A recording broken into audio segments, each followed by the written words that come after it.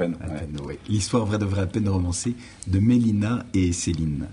Si vous poussez la porte de leur maison, alors vous entrerez dans la pièce principale qui fait office de salon, cuisine, buanderie, entrée, et tout de suite vous remarquerez, posée sur la cheminée, une photo encadrée, et à côté il y a toujours un verre d'eau. Chaque jour, elles prennent soin de le remplir. Ce soir-là, c'est un soir comme tous les autres soirs. Mélina, Céline sont en train de manger. Mélina et Céline, ce sont deux sœurs, 69 et 63 ans respectivement. Elles habitent depuis toujours dans la ferme familiale, à la sortie du bourg de Loie. Mélina et Céline, elles sont toutes deux retraitées, enfin du moins sur le papier. Certes, le nombre de champs d'animaux ont diminué, mais les travaux de la ferme ponctuent toujours leur journée.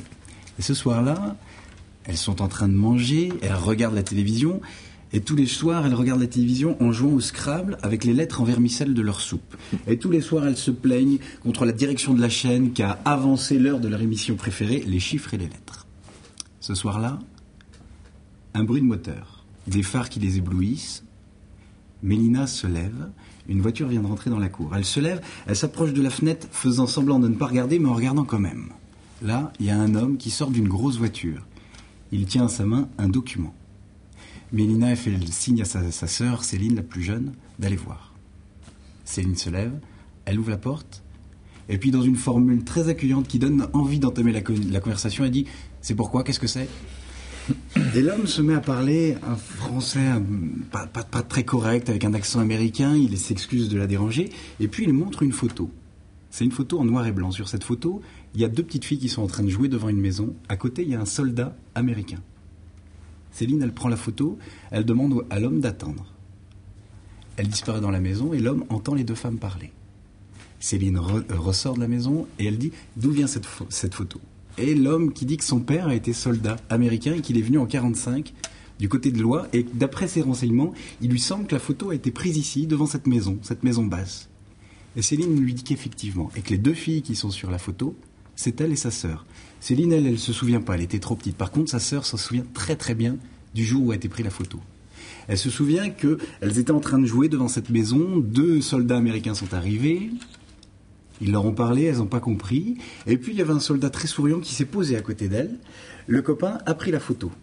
Après, ils ont voulu distribuer des chewing-gums, et c'est à ce moment-là que leur mère est sortie de la porte, et elle leur a dit non, interdiction de prendre un cadeau d'inconnu. Les soldats ont voulu demander un verre d'eau.